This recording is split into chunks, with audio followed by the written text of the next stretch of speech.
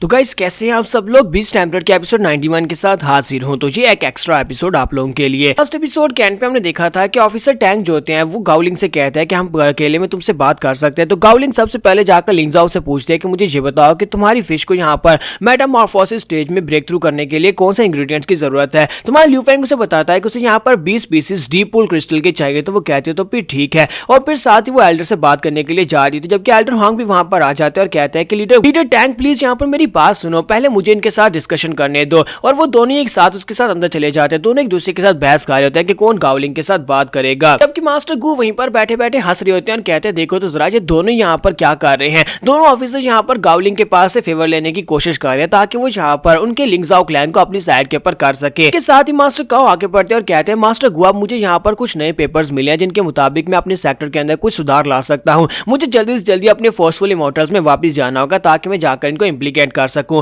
और जाने से पहले वो ल्यू फेंग से कहता है कि लड़के जाने से पहले मैं यहाँ पर तुम्हारे पर कुछ कमेंट्स देना चाहता हूँ। तुम्हारा ल्यू फेंग कहता है हाँ क्यों नहीं, बताएं कि आप क्या कहना चाहते हैं। तो उसे कहता है कि तुम्हारा जो लिंगजाओ क्लैन है वो काफी ज्यादा बेहतर होता जा रहा है और जहाँ पर तुम्हारे पास लीडर गाओलिंग जो है वो काफी ज्यादा समझदार इंसान है। तो इसी वजह से मुझे लगता है कि तुम लोगों का फ्यूचर काफी ज्यादा अच्छा है, लेकिन तुम यहाँ पर अपने सेक्टर को ड्रैग डाउन मत करना। तुम्हारा बिहेवियर अच्छा नहीं है, इसी वजह से अपने बिहेवियर को ठीक करो। मास्टर के लिए, अपनी सेक्टर मास्टर के लिए तुम्हें यहाँ पर अपने बिहेवियर को ठीक करना होगा। तो उसे कहता है कि सर मास्टर काओ आपका बहुत बहुत शुक्रिया यहाँ पर एडवाइस देने के लिए। और चैन जाओ भी कहता है कि ऑफिसर गुआ मैं भी यहाँ पर से जा रहा हूँ। तो उसका छोटा भाई उसे कहता है क्या वाकई में तुम जा रहे हो। तो चैन जाओ कहता है हाँ मैं यहाँ पर से वापस जा रहा हूँ, क्या तुम वाकई में श्योर हो कि तुम मेरे साथ वापस घर नहीं चलोगे। तो चैन जी उसे कहता है कि नहीं मैं तुम्हारे साथ वापस नहीं चलूंगा, अब मेरे पास यहाँ पर अपना एक रास्ता है, अपनी एक पाथ है जिसके ऊपर मैं चलने वाला हूँ। तो चैन जाओ कहता है हाँ क्यों नहीं, तो फिर ठीक है मैं यहाँ पर से वापस जा रहा हूँ। मैं जाकर फादर को इस सब के बारे में बताऊंगा कि तुमने अपने आप से यहाँ पर अपने बीस्ट को भी इंटेग्रेशन स्टेज में पहुंचा लिया और खुद भी काफी स्ट्रांग हो चुके हो कि मेरे किरण के खिलाफ फाइट कर सकते हो। तो उन्हें इस बात को सुनकर काफी ज्यादा प्राउड महसूस होगा। थैंक यू से कहता है क्या तुम्हें वाकई में लगता है कि फादर को इस सबसे खुशी होने वाली है। अब जबकि मैं यहाँ पर अपने लिए रेपुटेशन बनाने वाला हूँ तो मैं फादर को दिखाऊंगा कि हम लोग भी टॉप लेवल में टॉप लीग में पहुंच सकते हैं। तो चैन साओ कहता तो फिर ठीक है, और साथ ही मास्टर गू को बाय बोलकर वहां पर से चला जाता है। उसके चले जाने के बाद डांडई आगे बढ़ता है और उसे कहता है कि तुम बेवकूफ कहीं कि तुम यहाँ पर अपना चेहरा इस तरह से लटका कर क्यों खड़े हो। तुम्हें अपने भाई के सामने गुस्से के साथ खड़ा होना चाहिए, एटीट्यूड के साथ खड़ा होना चाहिए और उसे बताना चाहिए कि लिंगजाओ क्लैन किसी दूसरे क्लैन से कम नहीं और बहुत ही जल्दी हम लोग भी टॉप लेवल में पहुंचने वाले हैं। इसी के साथ ही नेक्स्ट सीन जो होता है बाहर का दिखाया जाता है। दोनों ऑफिसर्स जो होते हैं गाओलिंग को बाहर छोड़ने के लिए आते हैं। तो गाओलिंग बाहर आने के बाद एक बॉक्स लेकर आती है और मैं ल्यू फेंग से कहती है देखो इसके अंदर क्या है। तो ल्यू फेंग उसको ओपन करता है, उसके अंदर डीप पूल क्रिस्टल्स होते हैं और पूरे 20 पीसेस होती है। वो कहता है कि ये क्या, तुम ये कहां पर से लेकर आई हो। साथ ही गाओलिंग उसे कहती है मैंने तुमसे जाने से पहले इसीलिए पूछा था कि तुम्हें कौन से मटेरियल की जरूरत है। असल में जब मैंने वहां पर एल्डर्स के सामने अपना प्रपोजल दिया था सभी लोग इस प्रपोजल से बहुत ज्यादा खुश हुए थे। दोनों ही एल्डर्स चाहते हैं कि हम लोग उनके सेक्टर्स में आकर यानी कि उनके ब्रांचेस में आकर मिशंस को पूरा करें। इसी वजह से वो लोग मुझे फेवर देने की कोशिश कर रहे थे, लेकिन बदले मैंने भी उन लोगों से फेवर ले लिया। मैंने उनसे यहाँ पर डीप पूल क्रिस्टल मांग लिए इसी वजह से ताकि हम लोग अपने आप को इंप्रूव कर सके। तो उन्होंने यहाँ पर मुझे डीप पूल क्रिस्टल्स अरेंज करके दे दिए। तो यहाँ पर हमारा फायदा हो गया और हम लोग बदले में उनके मिशंस को पूरा करेंगे। ये कोई गलत काम तो बिल्कुल भी नहीं है क्योंकि वैसे भी यहाँ पर मिशंस की जरूरत पड़ने वाली है और जितने ज्यादा एल्डर्स हमारे साथ होंगे और हमें ज्यादा मिशंस मिलेंगे हमारे लिए उतना ज्यादा बेहतर रहेगा। ल्यू फेंग उसे कहता है लेकिन तुम्हें ये सब कुछ कैसे पता था कि यहाँ पर तो एल्डर्स तुमसे इस बारे में बात करेंगे और तुम उनसे यहाँ पर डीप पूल क्रिस्टल मांग सकती हो। तो वो कहते हैं कि ये सब कुछ मैंने पहले से सोच रखा था।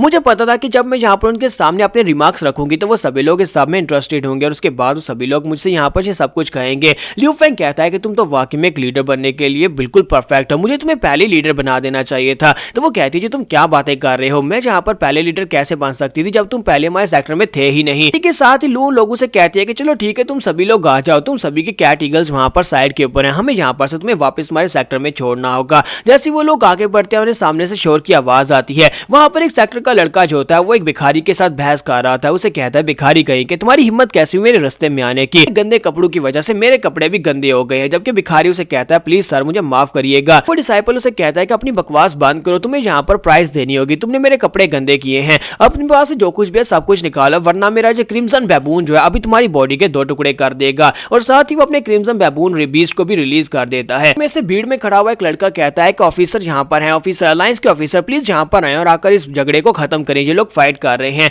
तो इसी के साथ ही लू जुन उसे कहते हैं कि तुम्हें यहाँ पर वायलेंस नहीं करना चाहिए, तुम इस वक्त हमारे टेरिटरी में हो। जबकि डिसाइपल उसे कहता है कि मैं तो बस यहाँ पर इससे अपना हर्जाना मांग रहा हूँ क्योंकि इसने मेरे कपड़े गंदे कर दिए, इसे यहाँ पर पैसे देने पड़ेंगे, मैं इसे ऐसे तो बिल्कुल भी नहीं जाने दूंगा। जबकि वो भिखारी कहता है कि मिस आपको यहाँ पर बीच में पड़ने की जरूरत नहीं है, वैसे भी यहाँ यहाँ पर मैं इसे पैसे दूंगा और उसके बाद ये अपने अलग रास्ते चला जाएगा और मैं अपने अलग रास्ते चला जाऊंगा। जबकि लियू जुन उसे कहती है कि तुम यहाँ पर इसे कहाँ से पैसे दोगे, मुझे लगता नहीं है कि तुम्हारे पास यहाँ पर पैसे होने वाले हैं, और वैसे भी यहाँ पर किसी के साथ टकराने की वजह से उसके कपड़े गंदे कैसे हो सकते हैं। इसी के साथ उस भिखारी की नजर जो होती है हमारे लियू फेंग के ऊपर पड़ती है, तो इसी के साथ ही उनके सामने अपना सर झुकाता है, उन्हें रिस्पेक्ट देता है। तो गाओलिंग कहते हैं क्या तुम हमें जानते हो, तो वो कहता है कि नहीं, मैं तुम सभी लोगों को तो बिल्कुल भी नहीं जानता, लेकिन मैं आप लोगों में से एक बंदे को जानना चाहता हूं, मिस्टर लियू। आप में से मिस्टर लियू कौन है? तुम्हारा लियू फेंग उसे कहता है कि मेरा नाम लियू फेंग है सर, क्या हम लोग पहले कभी मिले हैं? तो वो कहता है कि नहीं नहीं, हम पहले कभी नहीं मिले, लेकिन मेरे लिए ये बहुत बड़ी आनंद की बात है कि मैं आपको यहाँ पर देख पा रहा हूँ। और साथ ही उसे कहता है कि ग्रेट सर लियू फेंग, क्या मैं यहाँ पर आपकी वेल मछली को देख सकता हूँ? ये बात सुनने के बाद लियू फेंग और उसके साथियों को भी झटका लगता है। वो लोग कहते हैं क्या इसे वेल के बारे में कैसे पता चला, ये तो हमारा सीक्रेट है। लियू फेंग उसे कहता है कि तुम कौन हो? तो वो भिखारी उसे कहता है कि मैं तो कोई भी नहीं हूँ, मैं कोई भी नहीं हूँ जिसकी एग्जिस्टेंस को यहाँ पर कोई नोट भी नहीं करता, किसी को पता भी नहीं है कि मैं इस दुनिया में एग्जिस्ट करता हूँ। तुम लोगों की ग्रेटनेस के सामने, तो स्पेशली मास्टर लियू फेंग आपकी ग्रेटनेस के सामने मैं कुछ भी नहीं हूँ। प्लीज मुझे माफ करिएगा अगर मैंने यहाँ पर आपको बीच में आकर टोक दिया और मेरी वजह से आप लोग डिस्टर्ब हुए हूँ। जबकि वो डिसाइपल उसे कहता है कि भिखारी यहाँ पर क्या कर रहा है, तुम यहाँ पर अपने लिए कुछ सेवियर ढूंढने की कोशिश कर रहे हो, मैं यहाँ पर तुम्हें बता दूं कि तुम यहाँ पर इन लोगों से मदद नहीं ले पाओगे। और साथ ही वो आगे बढ़ता जाकर उसे कॉलर से पकड़ता और कहता है मेरे पैसे दो, उसके बाद जाकर किसी से गप्पे लगाना। जैसे वो यहाँ पर उसे कॉलर से पकड़ता है, वो भिखारी उसे कहता है कि मैं पहली बार यहाँ पर मिस्टर लियू फेंग से मिल रहा हूँ और तुम यहाँ पर मुझे डिस्टर्ब नहीं कर सकते, मैं नहीं चाहता कि तुम यहाँ पर मुझे डिस्टर्ब करो। इसी के साथ ही जैसे उसका मंकी जो होता है वहां पर अपना हाथ आगे बढ़ाकर उसे मारने लगता है, क्योंकि वो लड़का उसकी बात से गुस्सा हो जाता है। इसी के साथ ही वो भिखारी जो होता है वो अपना हाथ ऊपर की तरफ उठाता है और उस मंकी के हाथ को बड़ी आसानी से ब्लॉक कर लेता है।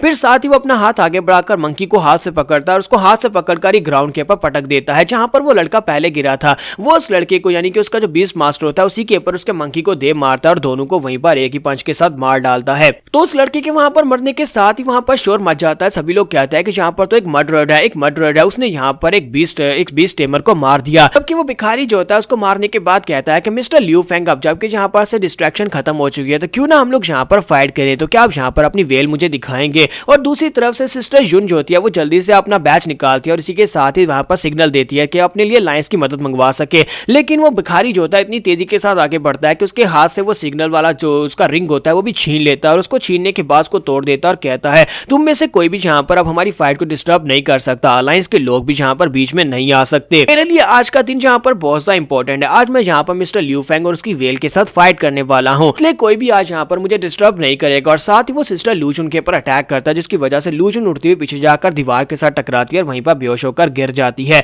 जबकि मां लियू फेंग और उसके सभी साथी जो होते हैं जल्दी से अपने बीस्ट को बाहर निकाल लेते हैं और उसे फाइट करने के लिए रेडी हो जाते हैं। लियू फेंग जो होता है वहां पर अपने पौधा चांद और डोगी चांद को निकालता है, तो वो भिखारी उसे कहता है कि मिस्टर लियू आप यहाँ पर अपनी वेल को क्यों नहीं निकाल रहे? ओ फिर मुझे याद आया, लगता है कि आपको लगता है कि मैं इस लायक नहीं हूँ कि आप अपनी महान वेल को मेरे साथ फाइट करने के लिए यूज करें, तो पहले मुझे यहाँ पर इन सभी बीस्ट को हराकर साबित करना होगा कि मैं इस लायक हूँ कि आपकी वेल से फाइट कर सकता हूँ, तभी आप अपनी वेल को बाहर निकालेंगे। तो यहाँ पर हम लोग अपनी एपिसोड 91 का एंड करेंगे और नेक्स्ट एपिसोड में देखेंगे कि आगे क्या होने वाला है, क्योंकि ये फाइट बहुत ज्यादा टफ होने वाली है। ये बंदा जो भी है ये काफी ज्यादा स्ट्रॉन्ग है। तो एपिसोड की एक्सप्लेनेशन अच्छी लगी तो कमेंट करके जरूर बताइएगा, वीडियो को लाइक करना मत भूलिएगा। Thank you.